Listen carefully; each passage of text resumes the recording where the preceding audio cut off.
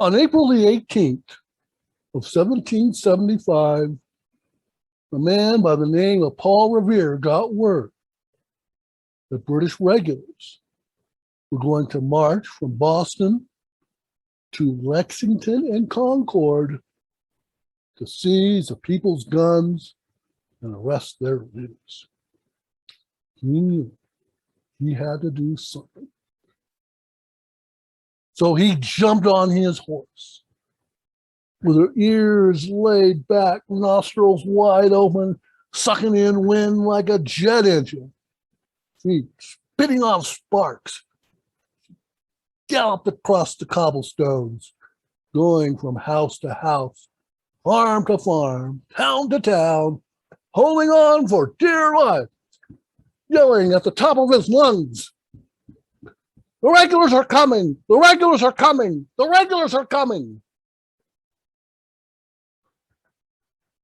This story is an established part of American folklore and history. But folklore didn't quite get it right. In folklore, he yelled, "The British are coming! The British are coming!" But that's not what he said. That would have been ridiculous to say the British are coming. They were all British subjects.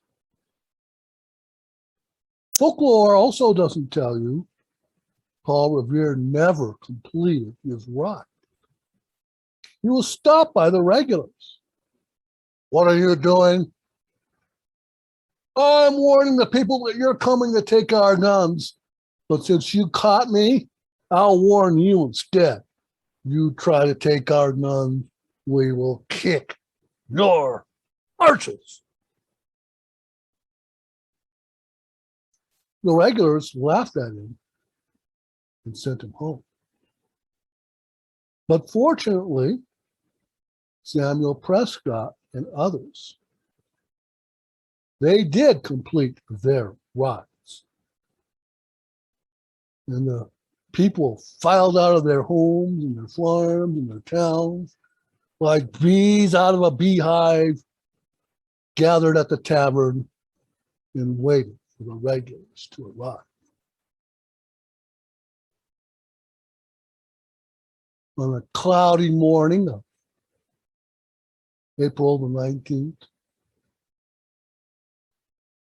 the people piled out of the taverns while the British soldiers marched onto Lexington Green. And there they stood, toe to toe, nose to nose, eyeball to eyeball. The tension was so thick that you could cut it with a knife. And then shot rang out. There was pandemonium, mayhem, and death. The revolution had begun.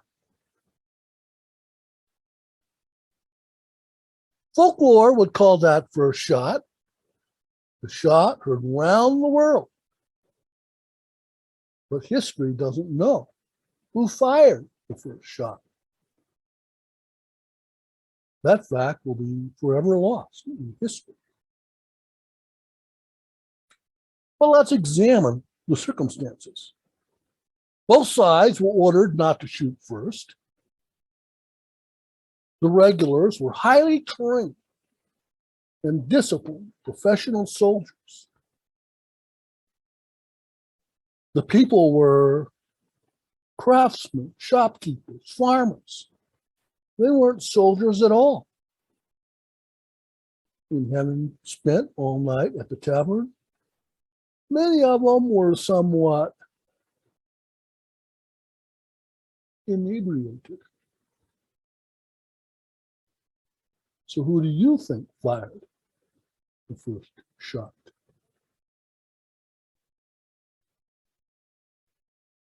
There were multiple skirmishes that day.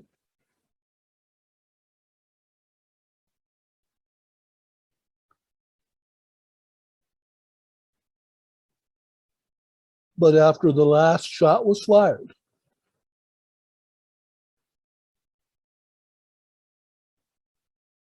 "49 patriots, as they pried the guns out of their cold, dead hands,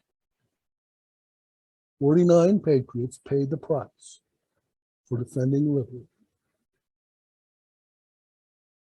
73 regulars paid the price for committing tyranny."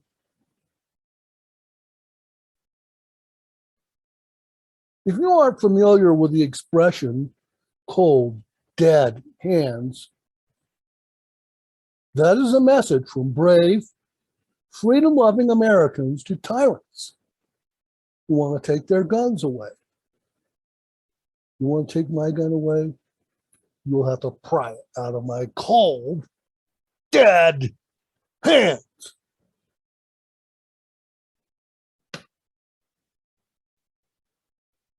But that day, the regulars did not succeed in taking the guns. Instead, the people sent them running back to Boston with their tails between their legs. And on that day, in that point of time, they were no longer British subjects. That is the day that we became Americans. About 14 and a half months later, on July the 4th, 1776, the United States of America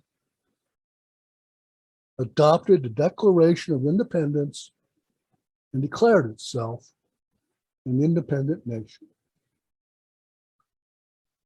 And every July the 4th since then, we celebrate the birth of America. But the Declaration of Independence was a mere formality. We became the United States of America on July the 4th, 1776. And we became Americans on April the 19th, 1775.